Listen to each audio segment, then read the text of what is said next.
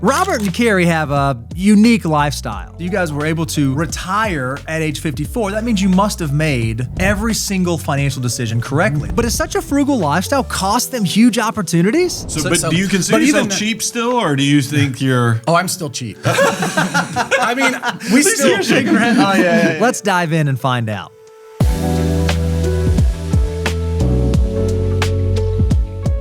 Welcome to Making a Millionaire, where we help our guests discover their great, big, beautiful tomorrow. I'm your host, Brian Preston, joined by Mr. Bo Hansen. That's right. We are so excited that we can help walk you through the stories of millionaires and millionaires in the making. And today is no different, Brian. We are right now sitting down with Robert and Keri. How are you guys doing today? We're doing great. Man, I am so excited to talk with you guys because you are a little bit different. A lot of times we sit down and talk with folks who are building towards financial independence, and they're trying to get there, and they're trying to get to the top of the hill. And you guys have done it. You guys are now on the other side of the equation, getting to live in your financial abundance, and I'm excited to dive in. So walk us through, what's your story? Who are you guys? Where are you from? What'd you do? How'd you end up here in studio with us today? Well, we graduated college. We grew up in middle class families. Maybe mine was a little lower middle class than hers. We were both, I think, primarily the first to graduate college. We were blessed to not have college debt. We both did well in high school and had our scholarships and things to be able to fund a lot of that. Mm-hmm. So we were set on a good footing to come out of that. We both worked for a living, worked hard in high school, and then as well as in college, and then afterwards. And then ever since then, we tried to start off our marriage with the basic premise of living well below our means. Yeah, that's great. And so we pretty much lived like we were very poor. I think misers, if you want to call it that, financial misers for a little while. So that basically set us on a good trajectory. And then ever since then, we were blessed to make more money. Mm-hmm. We were never really rich in terms of income. I was just an entry-level IT manager at the greatest. Never anything beyond that. But we lived below our means and saved, and then ultimately we were able to retire at age 54. So we have two kids. They're both in their late 20s. They both have advanced degrees and are doing really well, and on their way as well. And I think you're underselling yourself on your success and the fact that discipline muscle obviously was very strong, worked incredibly well, because we'll share in a minute how successful you guys are. But I loved how you talked about you essentially small incremental decisions, that discipline stacked on top with enough time really created some amazing things. Keri, did you want to add anything to this journey? Because y'all have also been some adventure seekers too. We have. I was just going to say, and I did not work for a lot of years. We homeschooled both of our kids all the way through high school. Okay. But when we got married, we knew that I probably wanted to stay home with the kids. So we lived off just one income. That's incredible. Whatever I made just went to the savings account. But yeah, since we've retired, we hiked 600 miles of the Appalachian Trail, and then That's awesome. Bought an RV van, and we've lived in it for 2.5 years, full time, and then just recently bought a house. That's amazing. So you guys were able to retire at age 54. That means you must have made every single financial decision correctly. Like you did everything right. Was that your experience coming through making financial decisions? I usually tell people, I say financial independence comes at maybe 1 million good decisions, and then you try to shelter from the bad ones that you make. You just avoid the catastrophic ones, right? We all make bad decisions, and I'm sure we'll talk about some of those. I think about like a Roth IRA was one of those that, when Roths first came out, because we're older, we remember when they came out. And I remember telling her, because there was also a lot of talk back then about a federal sales tax, that there was talk about getting rid of the income tax and the federal sales tax. And I said, I don't know that I trust that they're going to honor a Roth correctly. Because if I did a Roth and paid taxes on it, and then all of a sudden they do a sales tax, am I going to get credit for it? I'm going to get doubled up. So we never did Roth. Okay. So just as an example, like we never did Roth. Lack of trust of the government. That cannot help but notice. You're from Atlanta or from the Georgia area, and you talked about the fair tax. We're both from Georgia. That is the John Linder, Neil Bortz. You obviously were listening to some talk radio. They got you scared, and you ended up not doing the Roth IRA. I think Clark Howard would be very disappointed in that. But I couldn't help but notice those when you started talking about these things. I was like, that's an Atlanta influence going on right there. So I just remember our first year when we were doing okay. I had an interesting job in college that set us. We had at least some savings, and then I had a decent job coming out of college, and we lived like we were dirt poor. We drove our 12, 15-year-old cars that the paint was peeling off. We went out to eat once a month, and it was usually like Wendy's. Like it was like not a Happy Meal, a value meal. Their value meal, a value meal at Wendy's. Like, can we keep it under $10 once a month to go out to eat? And that was our big, thing. And I remember we were at church and they had a marriage retreat, and we went on this marriage retreat. And I realized on the bus going on the marriage retreat, I said, we never paid for it. And the church thought we were so poor. They sponsored you. We got a scholarship. And I mean, to be honest, we probably had like $30,000 or $40,000 in the checking account at that point. And just never lived like it. But because we lived that literally the millionaires next door. I mean, that's literally what you're defining. And I remember just like begging our pastor, I'm like, we can afford to pay, for the tuition. But I do have to ask, because these things, you guys, have y'all transitioned? Because I understand some of those early discipline good decisions that might seem extreme to your peers and relatives are what were those small decisions that led to big results down the road. But did you have a transition at any point in time where y'all actually started leaning more into the experiences and things like that? I would say, I mean, you know those better than me. Probably, we had a lot of good experiences. I mean, we've been able to travel and do cruises, even so. Not just in your retired state, but even while you're working, while you were raising kids. Right. We were able to take the kids to Europe a couple times, and we've done a lot of great things. That's awesome. So do you consider yourself cheap still, or do you think you're? Oh, I'm still cheap. I mean, we still shaking your head. Oh yeah. We still book inside guaranteed cabins on a cruise ship and hope to get upgraded. We don't buy the drink package. We won't buy a soft drink on the cruise ship. I mean, it's like if we buy one, that's a big deal. But we'd much rather do a lot lot of experiences. I mean, at lower cost than bedazzle your basic life essentially by doing these things. And just to give you guys credit, we pay for all of our guests to have nice hotel rooms. And you guys, you brought the RV up instead of staying on wheels. We're going to be just fine. Is that out? Thank you. Or was that out of just you're more comfortable because you got everything set up the way you want it? Well, we didn't know it was pretty cool this time because of the weather, but it was when we're doing this. But no, we enjoy it, and then we also I'm just always a cheapskate. I love it. It's like I love it because it sounds like you are, but you're still able to enjoy life and that sort of thing. Yeah. So I'm curious now. So again, you're in financial independence, right? You're in retirement. You're doing the things that you want to be doing. What are some of your concerns now? Like, what are the things that, obviously, I imagine while you're working, you're so worried, are we going to have enough? Are we going to be able to retire? Are we going to be able to get our kids through college and out of the house? But now, it's a different set of are we's. And so what are the are we's you have now? What are the things that you guys think about when it relates to like financial goals or concerns? I mean, I think you're always thinking, is that the right amount of money? How much can we spend each year? Because you don't know how long you need this money to last, or how much you're going to need in future years, and so it's always a little bit of an equation to try to figure out what the right answer is. How have you guys been answering that? Like, how do you answer the question, or how have you answered the question? Do we have enough, and how much can we spend? We don't think of it as how much can we spend. I mean, to be honest, that's never. We don't do like a. Oh, if I take 4% of my net assets, then I'll just go spend that amount. It's like, what is the lifestyle that we're trying to live, and then how does that really fit with this? I will say, related to that, one of the questions that we have, that's a complicated question. I don't know how to say it really well, but we use the healthcare marketplace, which is so dependent upon your income, and your income is so difficult to predict, like with how what capital gains are and dividends and things like that. It's really like you're just sort of guessing at your income.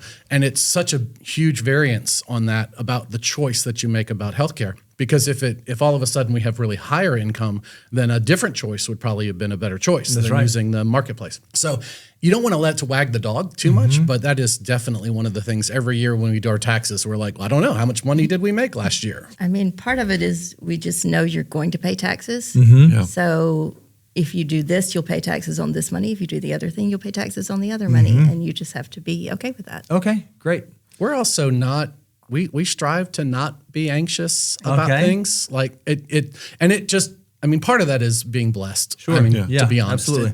It's a little bit easy to not be anxious, when the van needs because it's a Mercedes Sprinter, right? So anytime you go to get work done, it's always $2,000. It's always a Mercedes It doesn't repair. matter. It's just like, I'll just give you $1,800 just to start. It doesn't. But you try not to be anxious about that. And, part of that is the blessing of having some resources, right? We'll get into it in greater details, but we did notice even when we were looking at your investments, for somebody who's now living off of your resources and assets, you're still equity heavy. Is that something how did you come to, because have you always, I mean, it's fine, there's this whole life change. When you're younger, you want to be aggressive, but usually as you start living off of the assets, you dial it down a little bit. But when we looked at your stuff, you're pretty lean on cash. Now there's some lifestyle things that happened recently. That's more of a timing thing. But I did notice on the asset allocation, very, very heavy on equities. How would you describe your portfolio? Yeah. Is it an aggressive portfolio? Is it a conservative portfolio? I would say it's aggressive. Here's, I think, a few things about it. One is it's always a struggle about how much you're going to spend in a year. It's one of those things I remember asking people, and it's hard to get people to be, because people don't want to be perceived as prideful, and it's always personal. Personal finance is personal. But we were just trying to figure that out, because it's hard to really just budget from like working to retirement. Right. And what is your lifestyle going to be? What choices are you going to make? So we've basically figured out that so far we've been spending about $80,000 a year. Okay. In retirement. And that's just total. That's everything. That's healthcare, giving, everything that we travel, all that kind of stuff. And that really helped us a lot to have that idea. Now, we have had some lifestyle changes recently. I'll go ahead and share that we've had our second grandchild. Oh, congratulations. And I think the second grandchild is sort of, I say it's a gravitational pull that says maybe we're not just going to live in the van full time and be away too much to miss too many of those opportunities. So we did make the choice to buy a house. Okay. So we had no car. All we had was the van. We had just to be clear, we had no house. We sold our house in 2022. Literally living out of a van in retirement. Yeah. I mean, the day that we handed our keys to the new owner of our house, and it was a fairly large, like 10-acre house in Gwinnett County in near Georgia. Yeah. Well, it was a 7-figure transaction, right? Yeah, it was a 7-figure transaction, and we owned it outright. So, so we handed those keys over, and that day we went to the Appalachian Trail to get on. So I mean, it was like the storage building was full. That's so awesome. We were crazy. It's okay. And at that point, we had already ordered our van. It was in the height of like when RVing was really crazy. Yep. So we paid top dollar pretty much for the van, and there was a backlog on it. So the van was delivered in June. So we left in March and went out on the trail in June, and then got off the trail in June when the RV was ready, and then just hit the trail in the RV. So we've been doing that ever since, living in the van, and then in October of 2024, we bought a house and another car, just so we have another car, and so it's been a journey. So now we're trying to figure out what our expense model is really going to look like. Because now you have a mortgage different- again, and there's some stuff and carry costs that maybe weren't existing previously, or at least in the early stages of retirement. Right. So we're trying to reset that. Obviously, we could just pay cash for the house, but we just decided not to, because I mean we're doing okay with the investments. They're doing okay. The interest rate's not great. We'll probably refinance if we decide to keep it. It's right under 6, like 5.8, somewhere around there. And we put 25% down. Yeah. So we were carrying a good amount of cash, especially when interest rates when cash cash was management paying accounts 5+%, it was paying really nice. It wasn't too bad. So we had that. We had basically 3 years of expenses in cash. Right. So, when you say it's an aggressive portfolio, it's like, yeah, but I'm carrying 3 years of expenses in cash. Were Right. carrying 3 years of expenses. Let's make sure we put the were. Yeah. So now, that's why we're we're currently drawing down. I mean, I share some details. We're drawing down $9,000 from our post-tax investments. Great. And we're trying to reset that to see if that'll replenish some a little bit. We're honestly not sure because we had nothing. Like, I mean, we were shocked when we emptied our storage unit, which was a 10 by 20 storage unit, not very large. And it was mostly just furniture and like a piano and stuff like that. And it's like, oh, I don't even have a rake. I mean, like, it's like all of a sudden you're resetting going, oh, we don't have. So we're having to restock some of that to live in a house. I love that what you've said is, okay, the way that we got to where we are is by making just small decisions. But obviously for folks out there listening, they're hearing, hey, these people were able to sell their house and live out of a van, and they must have a pretty healthy financial situation. I thought it'd be nice because you guys were kind enough to share a net worth statement. Let's kind of look at sort of where you guys are presently. So when we look at your current net worth, you've already alluded to this, you beat us to the punch. You've only got about $54,000 in cash, but it's not that there's a strategy to get that number to a targeted goal. And you said that your burn rate is about $80,000 a year. So if our goal is to have somewhere between 18 to 24 months of expenses, I imagine your cash goal is going to be somewhere around $120,000 to $160,000. Is that what you're thinking? My guess is it'll be a little higher than that. Okay. Well, we're also we think our burn rate's going to be a little higher with the house. And what do you think the burn rate will be? I don't know. I think it's going to be 100. Okay. 100. I think it'll be 100 if I had to guess. But by the way, that's still not really going to stress your level of assets. I mean, so you didn't hear us like give any anxiety ourselves, because it was actually, that's very within reasonable. And then when we walk through the investment portfolio, you have you already mentioned you don't have a ton of Roth assets because you didn't do the Roth. We'll talk about that in a moment. But in terms of the other two buckets and the three buckets, it's pretty interesting. You have a lot of after-tax assets split between two joint accounts, about $1,050,000 there. Why the two joint accounts? Is there a reason that you have two separate after-tax accounts? I had a Vanguard account for a really long time. Like, one of my bad decisions was I used a very large financial management company. I think this was actually Pride when I was in my 30s, and I thought I was becoming like big money, big deal. So I went to a large brokerage house and I said, "Why don't you manage some of my money?" And they really did a poor job. It didn't last long. But the funny thing is, I know my personality. My personality is I'm pretty good at buying stocks. I'm horrible at selling stocks. Like individual stocks. Like individual stocks. Well, that's the hard part. You got to get it right twice. Right? You got to do it right twice. And I because I just question it and I doubt and I second guess after the fact. So the funny thing is that when we dumped those guys, we just transferred all of their assets into Merrill Lynch. I'm sorry, not Merrill Lynch, into Vanguard. And one of those accounts is my Vanguard account. Got it. Okay. And so and honestly, the only time I've ever sold those holdings that I've held for 20 years is when I'm donating like a cash transaction. So I take the things with the biggest capital gains and I do that for a donation. Or the one time we bought the car. So you're donating it directly to the charity, the shares. That's great. So that's what we've been using that account for. So the holdings in that one are really not great sometimes, but I've never done anything with it. But so this is a big chunk of your assets. We're talking about, if your total investable portfolio is about $3.8 million, we're talking about $1 million that's in these accounts that are brokerage number 2. Oh, they're small. Okay, brokerage number 2 is managed. Oh, okay. Sorry, it's the brokerage number 1, the $51,000. I was like, oh my goodness, you have $1 million. You're not doing anything. No. The brokerage number 2 is pretty well managed and actively managed. Wonderful. Okay, so, is that something you're doing, or do you have? We have somebody else doing it. Okay. And primarily it's because we want to enjoy life. Yeah. And I know how I am. Sure. I know I would sit around watching Fox Business or CNBC and I would just get consumed with analyzing what to do. And we just don't want to do it. Sure. It's not that complex, but it just allows us You're paying more for peace of mind than for the strategy of it, probably. Right. And it just helps us to enjoy life. I know the curse. I want our audience to hear it, because you just said, I'm good at picking stocks. And I want to echo that, because I think people who actually have a record of picking stocks, it still can be a curse. There's two reasons it really turns into a curse, is because even if you choose the perfect stock, typically people will sell it after it makes 3 to 4 times what you initially invested, because you're like, man, I've made 300%, 400%. You've owned it for 3 or 4 years, 5 years. You sell it. Well, then it becomes the next NVIDIA or something like that. And you watch it go up tenfold.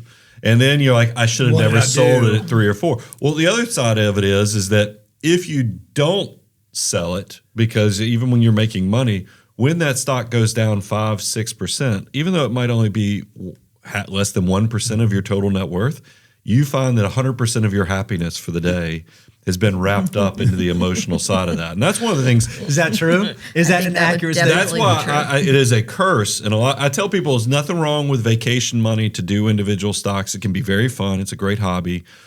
But we love index funds. We love it because I think it takes the emotional side out of things, and you're just you're counting on this ever-expanding economy, the law of accelerating returns, and kind of benefiting. Can I tell you why we aren't doing index funds? Yeah. And then you can tell us why we're wrong. It's fine. I got a thick skin.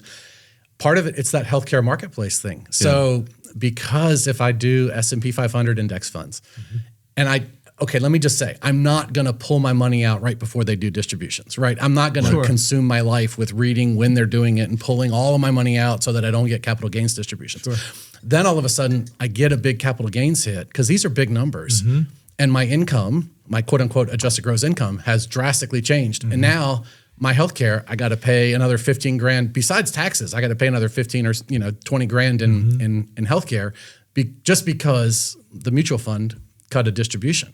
Right. So that's the reason that worries me. And I don't know if that's right. You could counter that several ways. Maybe you look at ETFs, which would allow you then just to get the dividend, because you're still getting dividend income. We looked at your projected, these statements have the projected incomes on there. That's one way to be kind of more tax efficient, so you can afford. And index funds, even if it's the mutual fund variety, they're still more tax efficient than managed mutual funds, because it's the turnover, that manager coming in there and picking the winners and losers that typically is causing those big distributions, those capital gain year-end distributions. The mutual funds will have them because they change, and even the ETFs to some degree, because they change the portfolio. The Kodaks of the world disappear off of the S&P, and then they add the Teslas and whatever else is the hot stock that joins the S&P 500.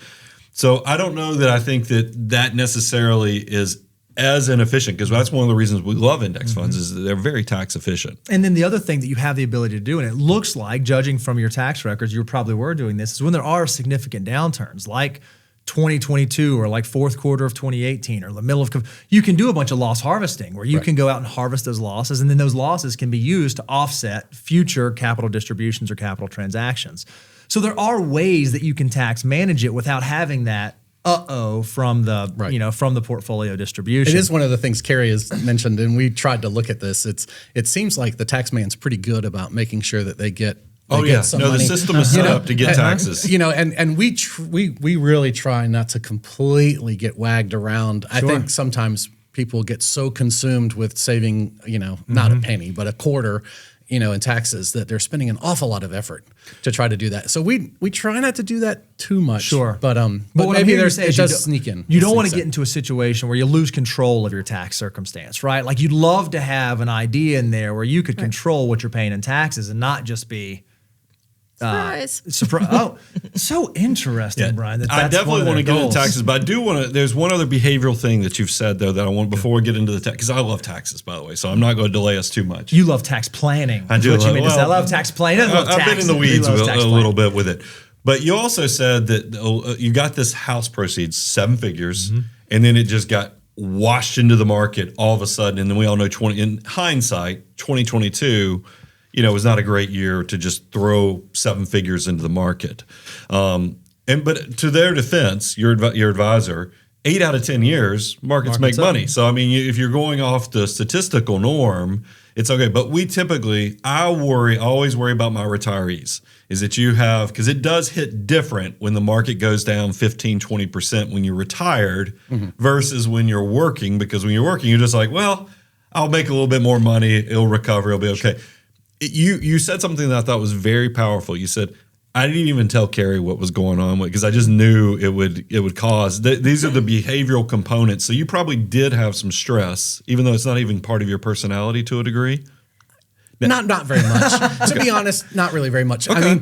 Because we pulled like $300,000 of the proceeds out, and I had that sitting in a Vanguard cash account. For you. Yeah. So I'm sitting there going, if I hadn't done that, I would have gone, oh man, this is not a good time. But then your advisor probably did it exactly right, knowing your personality profile on that. It's just that for a lot of clients that I see that maybe don't handle that emotional stuff as well, we typically, just like right now, you're going through and you're dollar cost averaging out to replenish your cash. That's an aggressive stance, which does tie into just going lump sum in, whereas maybe somebody who's a little more anxiety prone, we would have dollar cost averaged those housing proceeds probably over 10 months into the market just to cut the corner or edge off of any type of volatility that might be happening in the short term. I assumed my advisor was actually going to do that, but because I didn't tell him, he said no. Surprise! I think somebody says that time in the market or whatever. It's a good thing. It's like, well, let's just get in the market. So they pretty much over 3 days. Which ultimately, it's all okay now. Sure. Right? 2023 turned out to be great. 2024 is great. It's amazing what a little bit of time can do to save things. So right now, as part of your strategy, you're obviously living off of these assets. You're pulling money out on a monthly basis to be able to satisfy that $80,000 to $100,000 burn rate. But in addition to that, you're selling to raise cash. Am I? Because you're also doing the $9,000 a month to build up your cash. Am I understanding that correctly? That's all that those investment monies are doing. So the rest of it is just sitting in. We're using that brokerage one account. Because the goal is to get that $50,000 up to some higher number, 150, 200. You're just doing that through a monthly distribution strategy, right? And we're not in that big of a hurry to do that. Maybe we should be in a little bit more of a hurry. Well, it just seems like having a nice, right now market has done incredibly well, and it seems like having an emergency fund in place would be valuable because generally when bad things happen, they kind of happen in all at once, right? Market goes down and the Sprinter van breaks down, or you have to replace the HVAC, or whatever the thing Real may estate be. goes bad. Unemployment, inflation, all these things happen at the same time. And so having that emergency fund there is just one of those things. Again, if you're looking for peace of mind, things that don't keep you up, I would begin to think if my goal is to go from 50,000 to 150, 200,000, is that something I should do more quickly than I'm doing right now? I also one thing we couldn't tell from planning prep is because you sent us a tax transcript, but it doesn't really show carry forwards or other things. Last year, you took a capital loss carry forward. You took the $3,000 loss. So I know sitting in the background somewhere, you have some capital loss carry forwards. It might allow you to take and fill up your cash reserves today while the stock market's at all-time highs with zero tax impact. It's something to consider just because we don't want, I think you're wired in an incredibly healthy way where you don't stress out, but I'd like to make sure that stays that way. Because if the market went down 15, 20% and you had to Apple Cart turnover, figure out how we're going to find the $8,000 a month or whatever you need, $7,000 to $8,000. I don't want you making those desperate decisions for nothing. Because now we're getting into immaterial choices that could have material impacts in the long term if you're not careful. And so as we're looking at your net worth statement, obviously we have the after-tax accounts. And then, Robert, you have two different pre-tax accounts. You have your rollover IRA, and then you have your 401k. Any reason you haven't consolidated those two? We actually have now. Oh, okay, wonderful. So we those did are now we did it just recently. all in one. So you have a big. Were there any Roth dollars in that 401k? No. Okay, so it's all pre-tax money now. And then, Keri, you have a traditional IRA, all pre-tax. Then you have an inherited IRA. What's going on with that inherited IRA? Is that something you're having to take required distributions from presently? Okay, Yes. so it's money that's drawing out. And did you inherit that at the time in which you're going to have 10 years to where you have to? No, it was before that. It was before that, so you're not going to have to. You're not going to have to distribute that all inside of the 10-year window. Right. Okay. Wonderful. And so far, all we've been doing is whatever. I think it's Fidelity. Whatever Fidelity tells us is the required distribution. RMD, we just take that currently.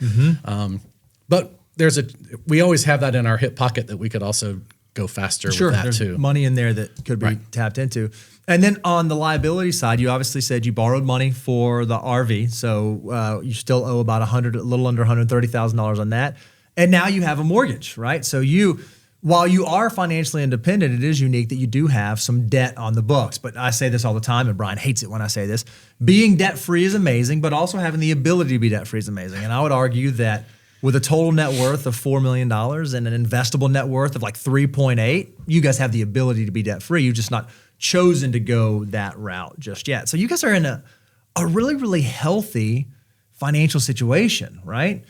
Even living off of the $80,000 to $100,000 a year, to me, that doesn't scream a withdrawal rate that's like super concerning. It certainly seems like the assets. You guys are less than 3%. Not that we use safe withdrawal rates to drive, but it is a great indicator of how conservative somebody's retirement is.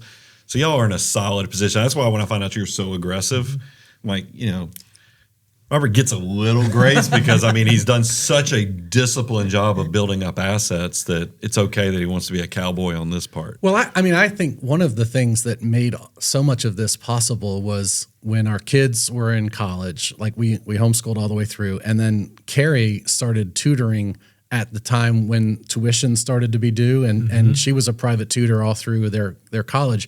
And she made enough money to basically just pay for all of college. Oh, that's for great. both of our kids, med school. Like a lot of things. So it not only allowed them to be set up really well, it allowed us to actually continue satisfy that cost. Right, and then so then we took all of our stuff about the same time the house is getting paid off, and then so we're just taking all of my money and it's just going into HSA and maxing out everything that we can max out. Hearing you give Keri that compliment, I will tell you one of the things I enjoyed when I was preparing for our meeting today is you provided us, we had this spreadsheet of net worth over time. And it was basically from 2018 to now. And I loved on the far right column, y'all had made personal notes. And I felt like I was going on this journey with you guys because there was the tuition payments were in there. So also you have your hard work. I loved when you obviously were helping out, like there was a car purchase to help out the kids. There were charitable contributions to the church. And it was fun. And I loved that I got to see that because I imagine as you guys, when you get to give compliments to each other and you get to look at your journey and see where your success is, doing a net worth statement every year was pretty valuable for you guys because you were obviously you've been doing this since, at least from what I could see, 2018. Is this just an annual tradition for you guys? Yeah, we've been doing it actually for a longer time. I did something wrong and lost the file somewhere. I think I set a password on it or something because I was really worried about it being, and then I did something and it just got lost. So it's been actually for a long time. We basically since maybe about age 30 or 35, we targeted a $3 million number. When you talk about knowing your number, it wasn't with incredible detail. I think the stuff that you do is more detailed. Sure. But it was sort of like I was thinking of it as what a withdrawal rate might be and, kind of get what is the escape velocity or some phrase like that. So you get to a point where it's making more money than you're spending. You are, than your salary. Oh, you're talking about even when you're building. Because it gets to that point where it's like, okay, even a decent salary, I think, at a point I'm making in the high hundreds was probably about the top end of my salary, and then you're like, oh, I'm making a lot more money out of investments at a point, right? So, but when we started getting close to that 3 million, you could see that trajectory. That's when you get really serious about, okay, we're getting close. Yeah. And then by the time we saw that we were getting close to that number, by the time I think I gave a year's notice to retire, then we were already at 3.5 at that point, and then the market corrected a little bit. We were back to 3, but it was okay. As you can see, it's continued to grow and build. As you guys have been retired now, have you seen the accounts continue to grow? Have you seen the portfolio get larger, which is a wonderful place to be, right? Like if the assets keep growing, what that suggests to us is that you guys are no more at the pass or fail. Like, are we going to be okay? Are we going to be able to retire? It's more about optimizing. Are we making decisions now that are optimal from a financial planning standpoint? And that's where we get really, really excited because when, we love talking about in financial independence, if you have 3 distinct tax buckets, you get to pick and choose how you pay taxes and where you pay taxes from and what you trigger. And you can do things like manipulate your income for ACA marketplace resources or for Medicare surcharge things.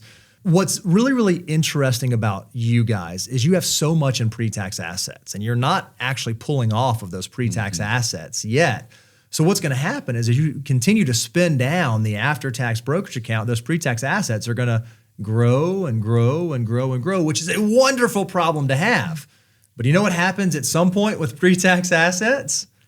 The government says, hey, okay, now you got to start pulling it out. Now you got to It's back to y'all's point that you said, hey, the government seems to be pretty good at figuring out how they can get the taxes from you. They've designed the system to essentially create a tax bomb for those required minimum distributions. But they keep extending the age, right? They do. They do. So it's one of the a little bit lower risk. One of the things that we wanted to model out for you guys to look is that, okay, if we think about every year that remains for the rest of your life, and we think about every year, and we just assumed age 95, what does each year look like? And we have an illustration showing a little bit of a tax projection of your income. Now, we did not know about your inherited IRA, so right there at age 60, that's when we had assumed that your IRA would balloon, right?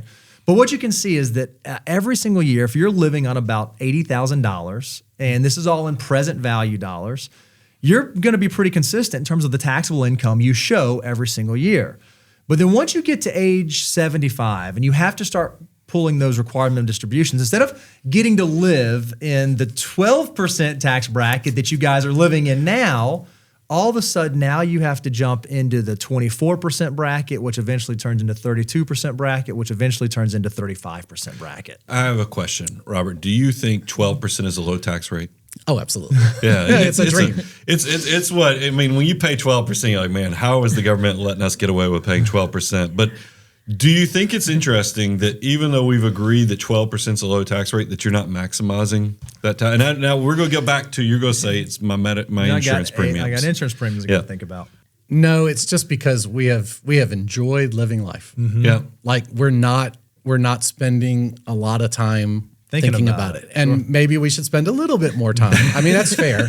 But to be honest, that's really what it's been. I mean, we've seen all 50 states. We've done a bunch of travel. We do about 3 months of international travel every year. I mean, we do a lot, right? So and this is what we want you to do. So we're enjoying that. Yeah. But so it's not like because I actually did some of that calculation about a month ago. And I said, what if things went well and we stayed the way we were? What is my RMD going to be at 75? And I was like, and I think it was 300,000 was the number. I kind of did a quick calculation. So you can see that. I mean, obviously, at the end of this plan, age 95, in today's dollars, you guys would have about a little under $6 million, right? So that's in a fantastic inheritance or assets that you would be able to pass on. But over the life cycle of you guys being retired, you would have paid about $3 million in taxes in present value dollars.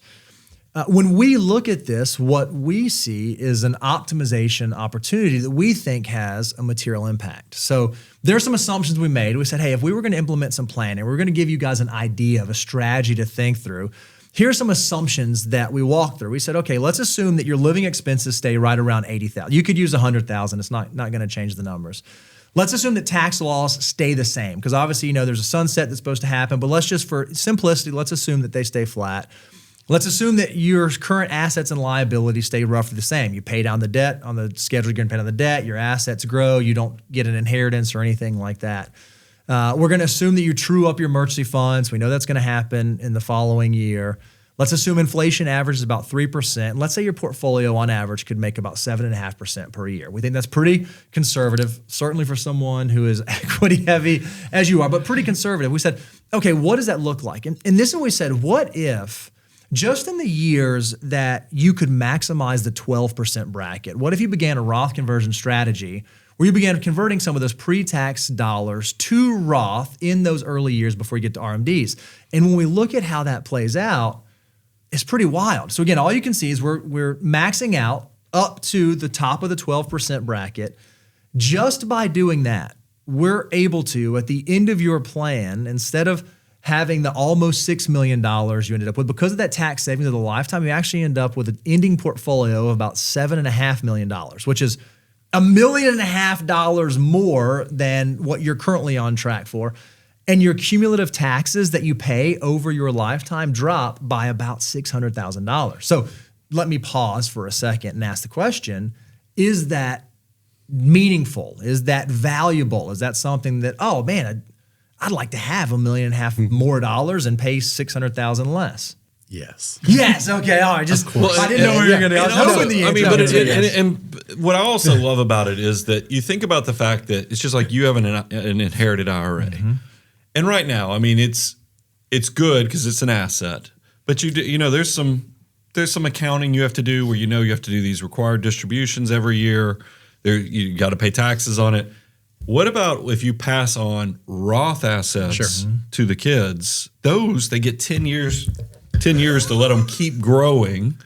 That's an incredible opportunity from an estate standpoint and legacy standpoint as well. There was definitely a plan to do some Roth. I mean, especially, I think there's always in the back of our minds, like, are we really good?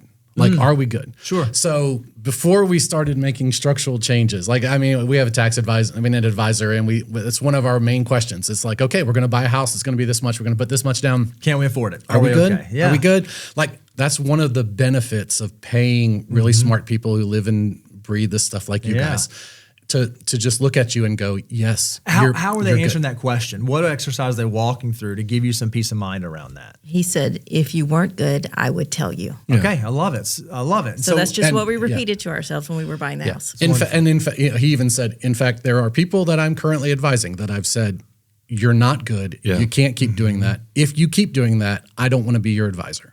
And that's good. Fiduciary, we kind of want that. Yeah. That's, and I know you guys do a lot I do want to point out, though, on our chart, though, is it's great that we got you below where the 35% tax rate starts. But wouldn't it be nice? Because when I look at that, I'm still like, when I ask myself, and you even heard us say it on content, we always say if I could get your taxes below 25%, that's great. That seems historically from a context of low. 25 to 30, it's kind of in that gray zone when people are deciding between Roth or traditional and their tax savings. Over 30 is a high tax rate. And then you even add Georgia tax rates and other things, even though they give some benefits to retirees.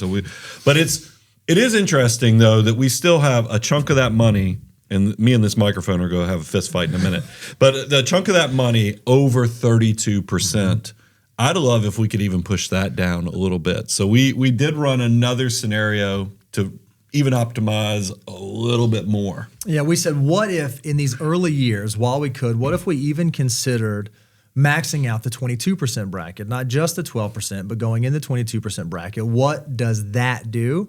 Well, what it does is, while it does increase the tax bill that you would pay in these early years, it buys down that future tax rate that you would have. And this is assuming that tax rates stay flat. Obviously, if tax rates were to increase in the future for any reason, this would be more valuable.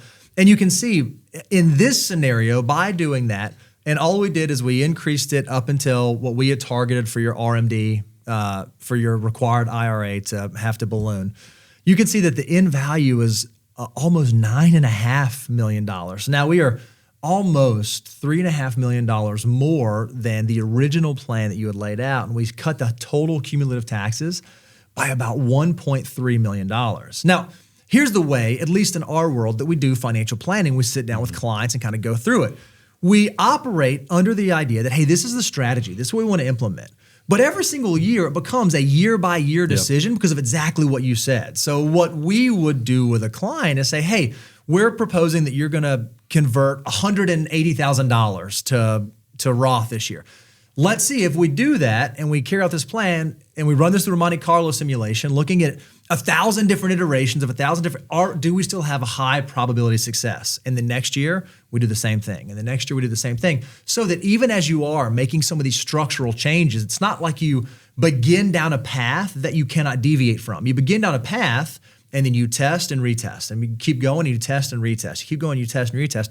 And you think about, if you, over the next 20 years, really were able to convert all of the orange that you see on screen right there to Roth, imagine the millions upon millions of dollars you end up having tax-free later on in life. That way, if you do want to do something like go buy another RV or buy the home or pay for the fill in the blank, you have tax-free dollars that are unencumbered that you can then do that with. It just gives you guys maximum flexibility to do things on your terms, no matter what tax policy is going on at the time.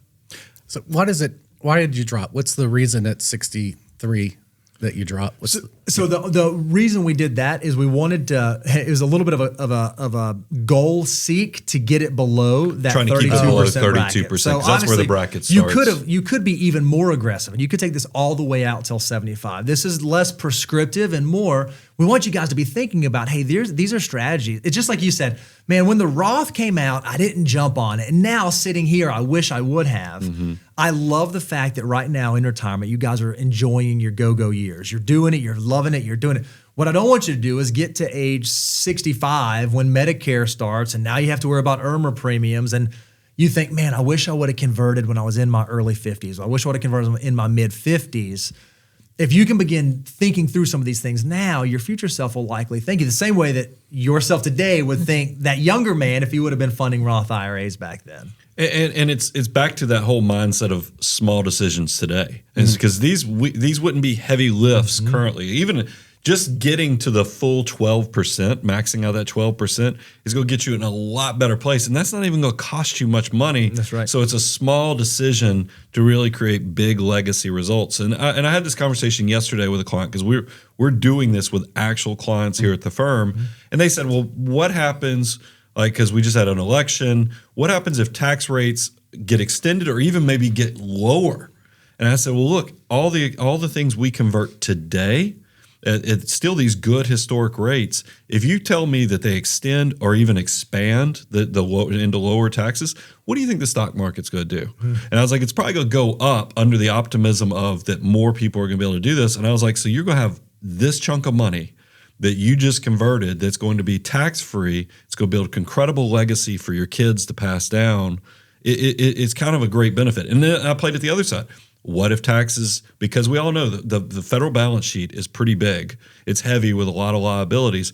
What if they decide they can't extend it? You're going to be very happy that you locked in those tax-free dollars when you could before the clock and the buzzer rung that now you have to pay even more taxes. And the idea that they can grow tax-free for the rest of your lives plus 10 years of your kids' lives. I mean, that's a huge... It's a great legacy building thing. I think we probably are letting the healthcare concern. I mean, part of it is we just have to make a decision, because honestly, we're both fairly healthy. We don't have significant issues. But we just, you have to make those decisions about your healthcare choices. It's just kind of a weird system that we have here, because there are other options that we could do, like a medical sharing account, right? So we could do that, which is actually more costly, but it wouldn't really be more costly than if we tried to stay with the marketplace if we had a higher income, right? Or if you had a higher income and you paid more, you weigh, okay, this is additional cost, but if at the end of the day I end up with $3.5 million more, was it a justifiable cost based on what I have going on? We all have to be careful. I always pick on people when they let that tax tail wag the entire dog, because as much as I love tax planning, I don't want you trying to save just a little bit here and there and impacting your full decisions. Everybody has their own tails that they're worried about wagging. For you, I could tell immediately when you brought up the subsidy you're getting on the exchange. That's something you're really putting a lot of value to. But I do think I would encourage you to really look at the broad picture and see all the other things that it's also impacting. Because I don't want that to be the decision matrix that's keeping you from these great legacy building opportunities and long-term tax minimization strategies too. The other side of it is also just the fact that I've got to pull funds out of the market in order to pay the tax bill, right? It's not like I don't have any income, really, right? So then just thinking through the mechanics of all of that, you're trying to rebuild your cash reserves, but now I'm going to have a bigger cash hit, and it's okay. It's just a consideration. It's another one of those reasons why if you did, one of the things that I would think through is if I did have 2 to 3 years of living expenses in cash sitting there, and I had that $200,000, $300,000 in cash, and I was going to have a $20,000 pickup on my income taxes because I did a $100,000 conversion. Well, I know I have the cash there to satisfy that. Another reason why we do like our retarees to be super cash heavy, so that when it comes time to make decisions like this, where they do get to optimize, they're not having to pull a bunch of different levers. They already have cash there that can be used to satisfy that tax bill. So it's one of those things I would think through the strategy that I have in place to raise that cash. Is that the best strategy? Or if I think the markets are at a super high point right now and I've done really well, might I want to accelerate how quickly I build that cash back up? So if I have a fairly aggressive desire to give, to donate, Roth's not a good answer, right? Well, generally. But you do this in multifaceted approach. And we even thought about this because you have some appreciated holdings on the taxable account. We'll talk about that. But you also, once you reach age 70, you get that opportunity where even some of these tax deferred accounts, because you have a lot of them, QCD, qualified charitable distributions. So there's going to be lots of opportunities to do really good charity tax planning with the way you have your assets structured if you just have the right person helping you pull the levers on that. But I want to make sure I understand your question about I don't want to be donating Roth money. Sure. That's what that's the. But you've got enough. You've got enough. I But you're going to have plenty to do both. Okay. I mean, that's the big thing. It's just what I see, and this is because you said something that I thought was very powerful that a lot of financial mutants are going to resonate with. They're going to hear you say that, and they're going to say, "Yeah, why are Brian and Bo not addressing that?" It does feel counterproductive to sell perfectly good assets that you've got invested today to pay taxes on something that you're not going to have to pay for, it seems like, 15 to 20 years in the future. I'd rather have the money now. And I get that, but you have to always take it. You have to look at this from an opportunity decision of the government right now is offering me the ability to get access to this money tax-free at 12%. If I wait, not only is it the money I have today, but it's the money it grows upon it. And then anything and all the decisions, when it gets pulled out in my 70s, it's going to be in the high 30s. Plus, probably you at that point, you're exceeding now the income threshold for even some of the state benefits that they give you. You could see that you're trading 12% for 40%, but you're also getting all the tax-free growth everything that you did. You're getting. You see how this now becomes. This is a much more complicated decision matrix. But we've run the projections. That's why we always do these predictions, and we use very conservative assumptions there, so you can actually see the net result and even where the break-even analysis is. And that's why I would not ask you if I didn't think it was valuable, because I've seen the other side of it when people show up here and there's late 60s, early 70s, and they show up with tax bombs, and there's just no planning. I was like, man, if you'd have come to me 10 years ago, I could have fixed this for you, because it's really, the choice could be, how do we want to optimize this? And I'm sure estate attorneys feel the same way when successful people come to them and go, you realize estate taxes are a choice if you plan. It's kind of the same way as a tax planner. It's a choice on how you want to take your medicine. And if you wait because you're like, I'm living my best life now and I'll just pay the taxes, that's fine. But I think if you're charitably minded, if you're minded that you want to leave something like a legacy to your children, your adult children, it sounds like they're making great decisions on their own, so you want to give them the ability to grow upon that as well. Why not maximize this thing with just a little bit? Because like I said, maximizing the 12%, that seems like, duh. That one I would fight you on a little bit. If you were my client, I would be like, come on, Robert, 12%? You don't want to give the government 12% on this money and then I'm going to let it grow tax-free for the rest of your life? I mean, that's a pretty good deal. So you said giving to charity is another goal that you guys have. Walk us through that. How do you guys approach charitable planning? How do you guys think about that on a year-over-year basis? And what are some of your goals that you have around generosity? We try to live generously. Money is a tool. It is, honestly, we use it for experiences, like to be able to spend time with someone. So ultimately, we are trying to do that with our money mostly. And then the next thing is we certainly want to be. We would love to be able to give generational wealth to our children. Great. We live a great life. We don't need much more than what our current life is. I know you've talked about that.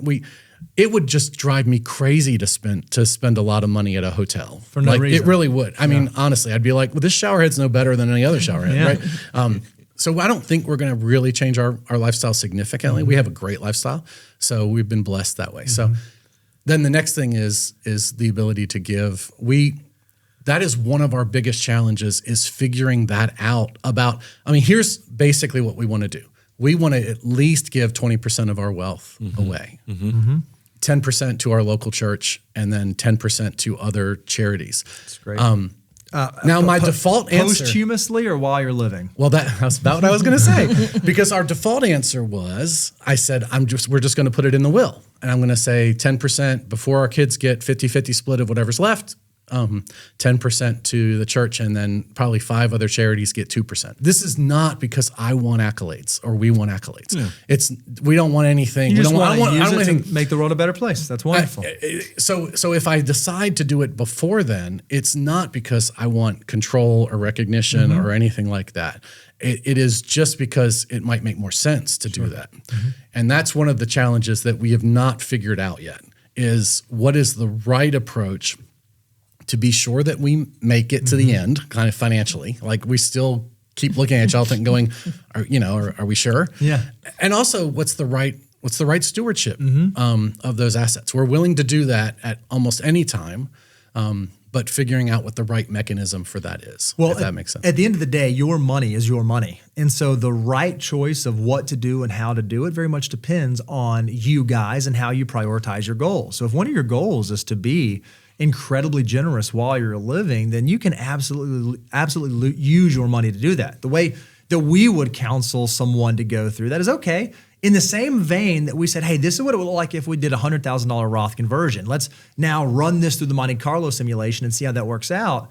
We would do the exact same thing if we said, hey, I want to make a $100,000 donation to charity every year for the next 10 years. And I want to give away $1 million over 10 years. Okay, well, let's now run that through the software and see, are we okay? And every decision we make, we answer the question is, are we okay? Once you've satisfied the are we okay, then it comes down to strategy. Okay, well, now how do we give to charity? Does it make sense for us to just write checks? Do we give appreciated securities?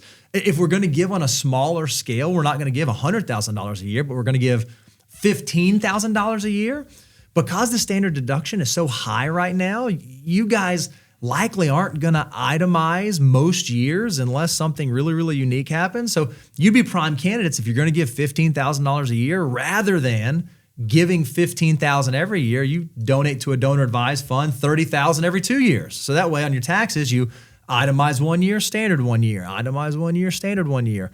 Or you could decide how to give posthumously. You name the beneficiaries inside your wills. Or there are even estate planning metrics. You guys, right now, it does not seem have an estate planning issue, but based on current estate laws. But if the estate laws were to change in the future, and instead of having $25 million lifetime or estate exemption, it dropped down to $5 million or $10 million. You can see you guys are now, you could potentially have a $10 million estate at some point. And there are even ways that you can give to charity presently to get assets out of your estate, live off the assets. When you pass away, those assets move on. So there are a myriad of ways that you can give, but in our opinion, before you start doing the strategies, you have to answer the are you okays? And that's running through the iterations and actually iterating and then taking the steps to move in that direction.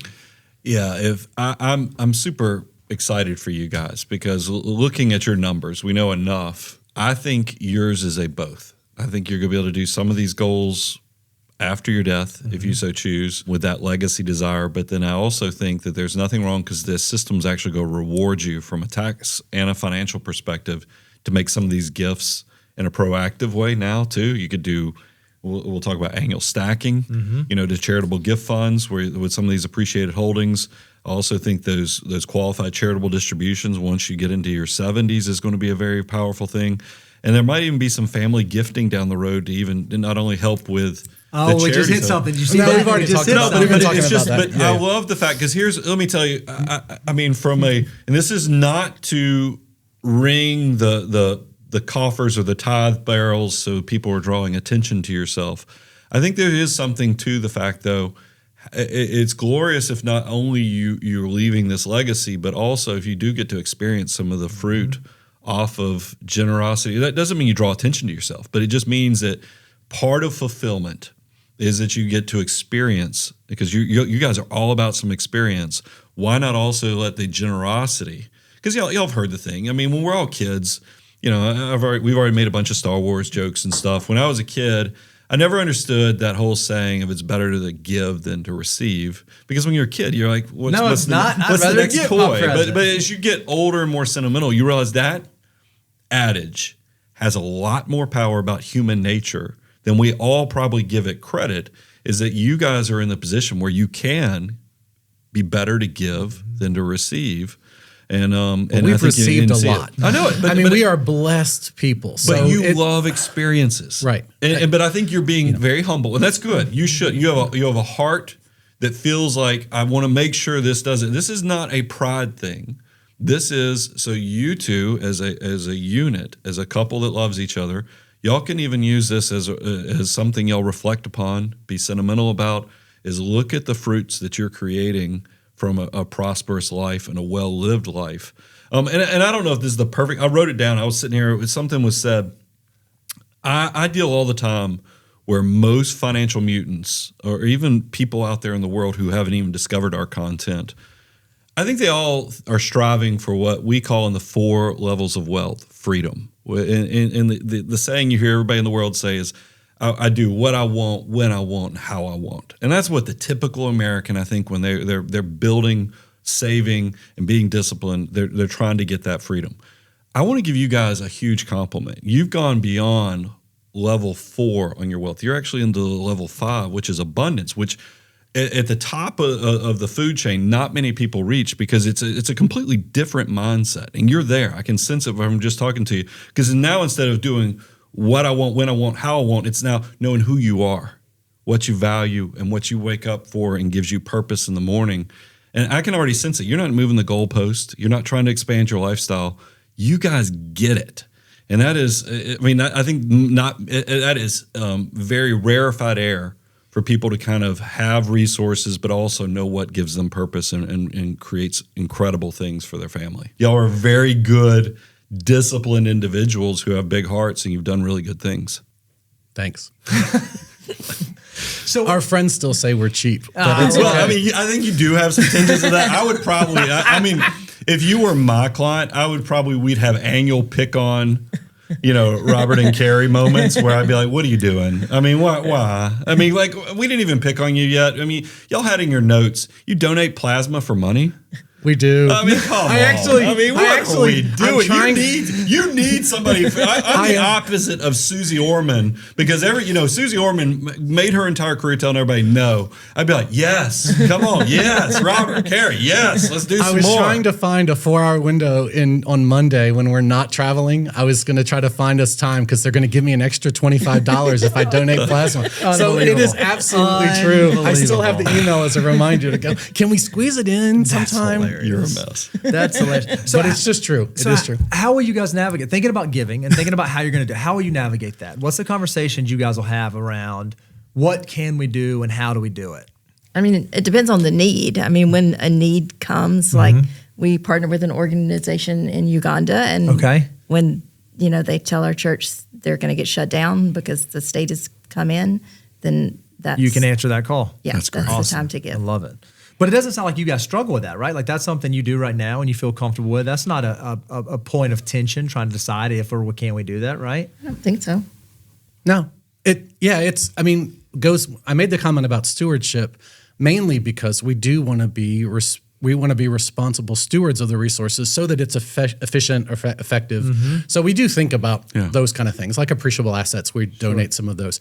To be honest, we have a significant amount of carryover donations, cash donations on our taxes that you didn't see. You probably didn't see that. Probably because your income's been so low, you haven't been able to capitalize on all 30% rule and so forth. Right. Yeah. So we, when we sold our house, we decided we were going to tithe on basically give a 10% to the church on the proceeds of the house, on the capital proceeds of the house. And so we estimated that the house had grown about $600,000. So, that helps to have that carryover that's sitting there. So, we try to do that now, but then we're also thinking from a legacy perspective. And then just thinking about what the right timing of that. There was some reason I thought that maybe it made more sense for me to give that.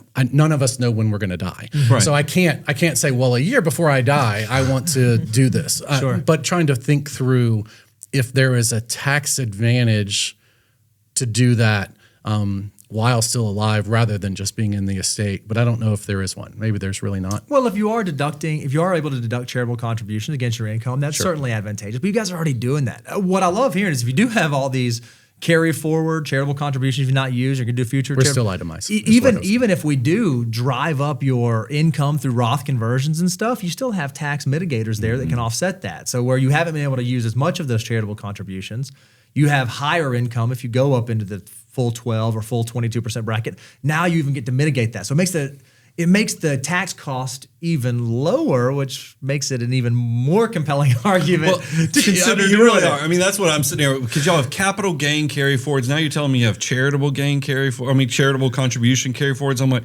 man, you guys are basically begging to optimize some of these things, because y'all have all the tools, all the levers I'm looking for to make my masterpiece of a financial plan.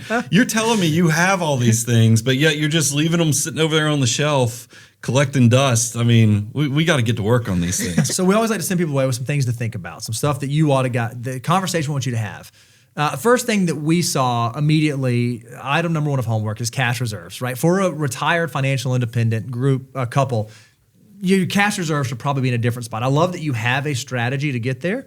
I would even think through, should we have a more accelerated strategy? Don't get cute. Go ahead and fill up your cash reserves. You have carry forwards. I think let's get that boosted up. The other thing I would think through is we looked at your allocation. You guys are in an incredibly aggressive allocation. We didn't actually go through it in depth, but we know that it's about 96% equity. So it is almost an all equity portfolio. It's worked out to the moon. It's worked out incredibly well for you. The conversation I have you guys have is around the why. Can we take on all this risk? Well, yeah, you have enough money, your withdrawal rate's low enough, but should we? Like, can we or should we? I would walk through your allocation. The next thing that I think you guys have as a homework item is a conversation around, you have made it. You've asked over and over, are we there, are we there, are we there? I think we can say by looking at the numbers that it certainly seems like you are there. We're not your advisor, so we can't say for sure, but your advisor should likely be able to say for sure. Then the question becomes, now what? What is it that we really want to do? Do we want to support our family? Do we want to think about the legacy we leave behind? Do we want to optimize what we're paying in lifetime taxes? You guys have to rethink your goals. At one point in your life, your goal was be financially independent, retire. Now you got to sit down and have another goal conversation. Our goals are, in this order, support ourselves for the rest of our lives, leave a legacy, give to charity, support causes we believe in, not pay a ton of tax. Whatever that thing is, you guys ought to reprioritize and go through those. And then once you've ordered your goals, then you start thinking about the strategy. Okay, what's the appropriate strategy? If leaving a legacy to our kids is something that's incredibly valuable, perhaps Roth conversions make a lot of sense in order to be able to do that. If giving money to organizations today that we love makes sense, perhaps we should work into our budget. We don't live off $100,000 a year. We live off of $150,000 a year. And we know that $50,000 of that goes to an organization every year that we support. And then you run that through the Monte Carlo and you test it to see, is this viable? You guys are at the place right now where you're in the driver's seat. You just have to decide what you want the rest of your life, what you want the next 30, 40, 50 years to look like. And I would argue you've spent these last few years being go-go, which is awesome. Now it makes sense to apply some intentionality around just living and experiencing and actually, okay, this is what we're working towards. Does that make sense? Oh, thank you guys are awesome. Y'all are still well in the go-go years. I mean, our age difference isn't that far. So I'm telling you, you have lots of go-go years left. So that's why this is so cool, because you're not even like, you're still young retirees. Mm-hmm. So, I mean, there's just, that's back to, you have tremendous layers of time. Another one of those levers that as a planner I would be trying to pull. This has been a blast. And I'm hoping anybody who watches this can see that, yeah, those small decisions can create huge results, even with mistakes. I mean, that's why when I was doing Millionaire Mission, I laid out all my mistakes too, is because I think there's a lot of benefit in paying it forward, doing the experience shares.